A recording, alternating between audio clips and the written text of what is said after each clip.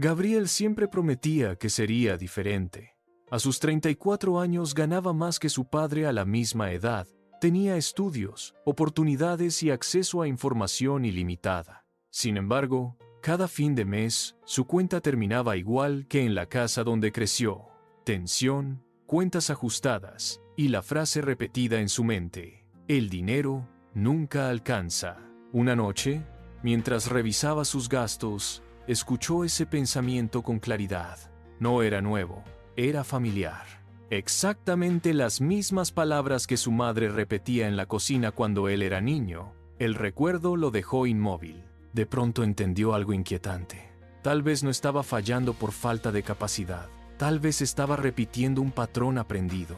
Creció escuchando que el dinero era difícil, que la gente rica era sospechosa, que arriesgar era peligroso. Aunque hoy sabía racionalmente que esas frases no siempre eran ciertas, emocionalmente seguían activándose en cada decisión financiera. No invertía por miedo. No negociaba su salario por inseguridad. Gastaba rápido cuando recibía dinero extra porque seguro se iba igual. Nada de eso era casualidad, era programación. Y por primera vez se preguntó algo incómodo. Si sus pensamientos no eran realmente suyos, ¿quién estaba tomando sus decisiones financieras? Gabriel no tenía un problema de ingresos, tenía un guión heredado y estaba a punto de descubrir cuánto influía en su vida actual. Al día siguiente, Gabriel decidió hacer algo diferente. Tomó una libreta y escribió una pregunta en la primera página. ¿Qué escuché sobre el dinero cuando era niño? Pensó que sería un ejercicio breve, pero no lo fue. Las frases comenzaron a aparecer con rapidez inquietante. El dinero corrompe. Más vale seguro que ambicioso. Invertir es perder. No somos de los que se hacen ricos.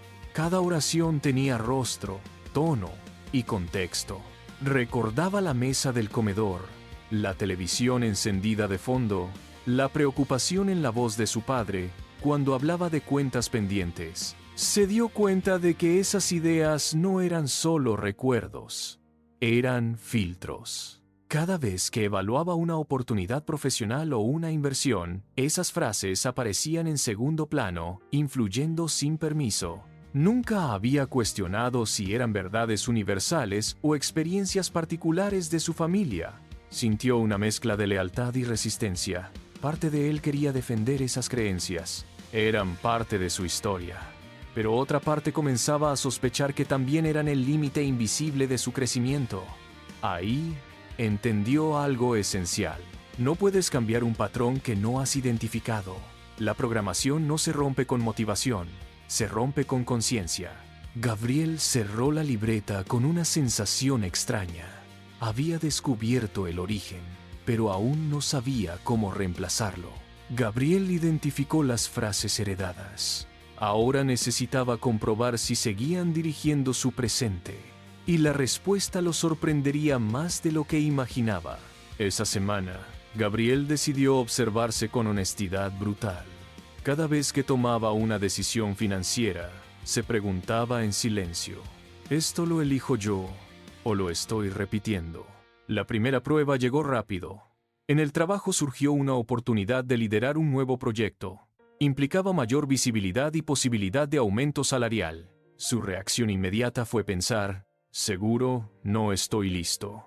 La frase le resultó familiar. No era análisis, era reflejo. Recordó cómo en casa se hablaba de no llamar demasiado la atención, de no aspirar más de lo necesario para evitar decepciones. La ambición se asociaba con riesgo innecesario. Días después, un amigo le comentó sobre una inversión moderada y bien estructurada. Gabriel sintió un rechazo automático antes de revisar los detalles. Eso es para otros, pensó. Otra frase heredada. Comenzó a ver el patrón con claridad inquietante. No era falta de información, era autosabotaje invisible. Lo más impactante no fue descubrir que tenía creencias limitantes. Fue darse cuenta de que las defendía sin cuestionarlas. Entendió que romper el patrón no significaba rechazar su historia familiar, significaba actualizarla.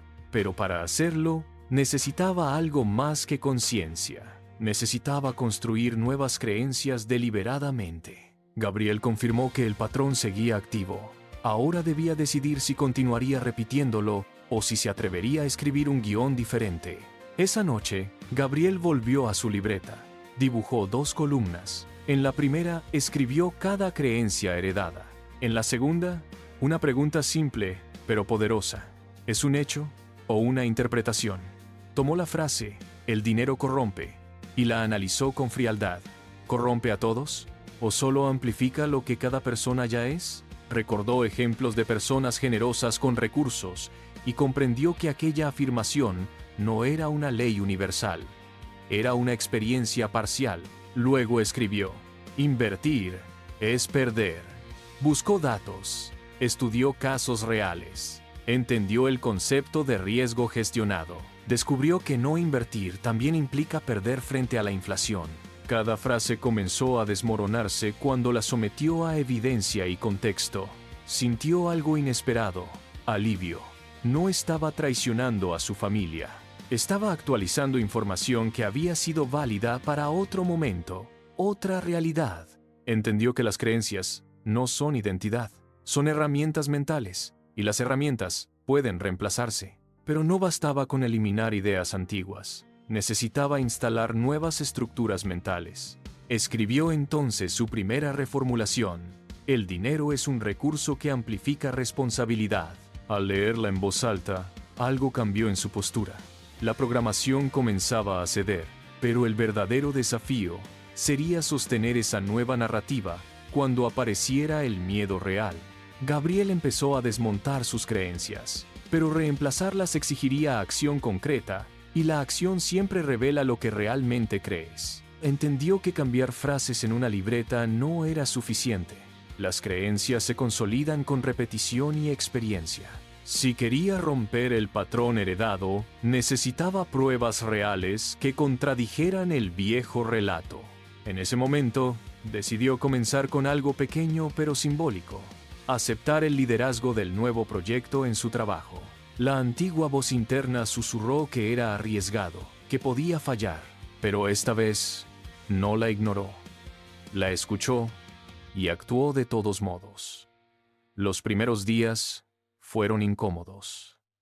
Dudas, inseguridad, la sensación de estar fuera de su zona conocida. Pero cada avance del equipo reforzaba una idea nueva.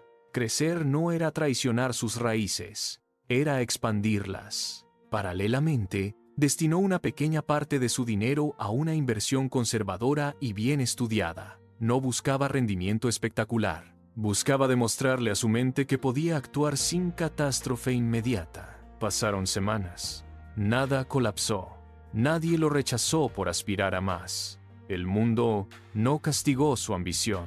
Esa evidencia comenzó a debilitar el antiguo patrón. Comprendió que las creencias limitantes no se eliminan con discusión interna, se debilitan con experiencia repetida. Cada acción alineada con la nueva narrativa reforzaba su identidad financiera, pero aún quedaba una resistencia más profunda: la culpa, y enfrentarse a ella sería el verdadero punto de inflexión.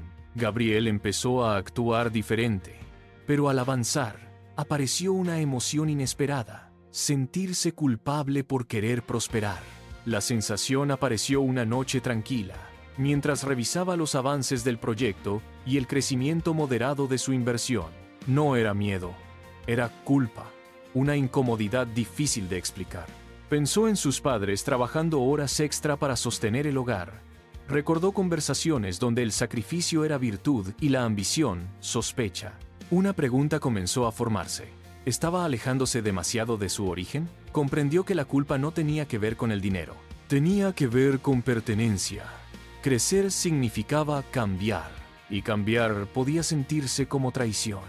Se sentó en silencio y escribió otra frase en su libreta: prosperar no invalida mi historia. La honra. Esa reformulación fue más difícil que las anteriores. Implicaba integrar, no rechazar. Agradecer lo aprendido sin quedar limitado por ello. Entendió que romper patrones financieros heredados no significa despreciar el pasado, significa evolucionar a partir de él. La culpa comenzó a perder fuerza cuando la reinterpretó como señal de transición, no de error. Respiró profundo. No estaba abandonando su familia. Estaba ampliando el horizonte que le enseñaron a proteger. Esa comprensión transformó su energía. Ya no actuaba desde la rebeldía. Ahora actuaba desde responsabilidad consciente. Pero todavía quedaba una prueba más grande: sostener esta nueva mentalidad frente a un desafío real. El desafío llegó antes de lo esperado. La empresa anunció una reestructuración interna. No era un despido inmediato, pero sí un entorno incierto. La antigua programación se activó al instante. ¿Ves? Por eso no hay que arriesgar. Durante unos segundos, Gabriel sintió el impulso de retroceder, cancelar la inversión, renunciar al liderazgo, volver a lo seguro y discreto. Pero algo era diferente esta vez. Se obligó a detener la reacción automática. Revisó sus decisiones con lógica, no con herencia emocional. Su inversión estaba bien distribuida. Su nuevo rol le daba mayor visibilidad y posibilidades futuras. No estaba actuando desde la imprudencia. Comprendió que el miedo no era evidencia, era memoria. Decidió mantenerse firme. En lugar de retraerse, fortaleció su preparación, amplió su red profesional y revisó su fondo de emergencia. Actuó desde un punto de vista estratégico, no desde el pánico. Días después, la reestructuración lo favoreció. Su proyecto fue reconocido como valioso para la nueva etapa de la empresa. La vieja narrativa habría dicho: mejor no destacar. La nueva decía: prepárate y avanza. Gabriel sintió una claridad profunda. El patrón heredado ya no dirigía su comportamiento, lo había reemplazado por estructura, y por primera vez no reaccionó como aprendió, reaccionó como decidió. Gabriel superó la prueba externa. Ahora debía consolidar el cambio interno, para que no fuera solo una etapa, sino un nuevo estándar. Semanas después de la reestructuración, Gabriel notó algo sutil pero profundo. Ya no necesitaba recordarse constantemente sus nuevas creencias. Empezaban a surgir de forma natural. En una conversación con un amigo, habló sobre inversión y crecimiento sin incomodidad, no con superioridad, sino desde la normalidad. La prosperidad dejó de sentirse como algo ajeno. Se dio cuenta de que la verdadera ruptura no fue aceptar un proyecto o invertir una pequeña cantidad. Fue cambiar la historia que se contaba sobre sí mismo. Antes se definía como alguien prudente porque no era de arriesgar. Ahora se describía como alguien estratégico que gestiona riesgos con criterio. La diferencia es invisible para otros, pero decisiva internamente. Comenzó a construir nuevos rituales: lectura mensual sobre finanzas, revisión trimestral de metas, conversaciones abiertas sobre dinero sin vergüenza. Entendió que romper patrones heredados no es un acto único, es un proceso de sustitución constante. Vieja narrativa por nueva estructura, reacción automática por decisión consciente. El eco del pasado todavía aparecía de vez en cuando, pero ya no dominaba la escena. La identidad financiera que estaba formando no era improvisada, era diseñada, y eso le dio una sensación que nunca antes había experimentado: autonomía real.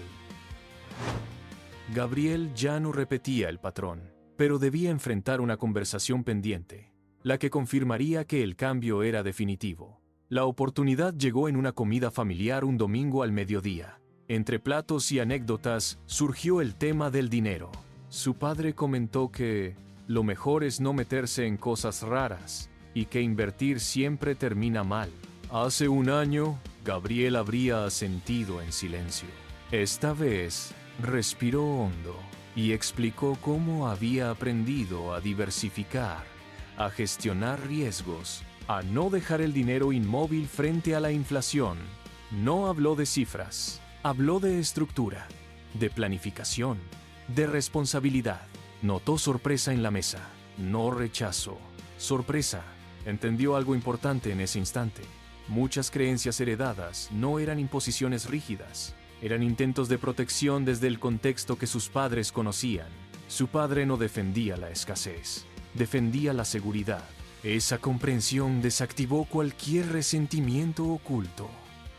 Gabriel no estaba rompiendo un vínculo, estaba ampliando posibilidades. La conversación terminó sin tensión, pero para él significó mucho más. Fue la confirmación de que podía mantener su nueva mentalidad incluso frente al origen del patrón. Ya no necesitaba aprobación para crecer. Tampoco necesitaba revelarse. Había integrado pasado y futuro en una sola narrativa coherente. Y en ese equilibrio encontró algo más fuerte que la ambición: convicción. La transformación ya no era interna solamente. Era visible en su forma de hablar y actuar. El ciclo heredado se había detenido y ahora estaba listo para comprender la lección final.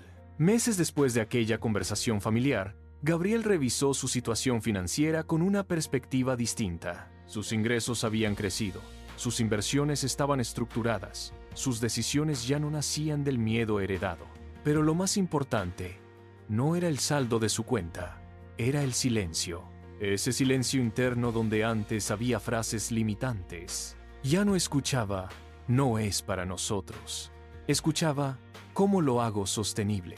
No, ya no pensaba, eso es peligroso. Pensaba, ¿cómo gestiono el riesgo?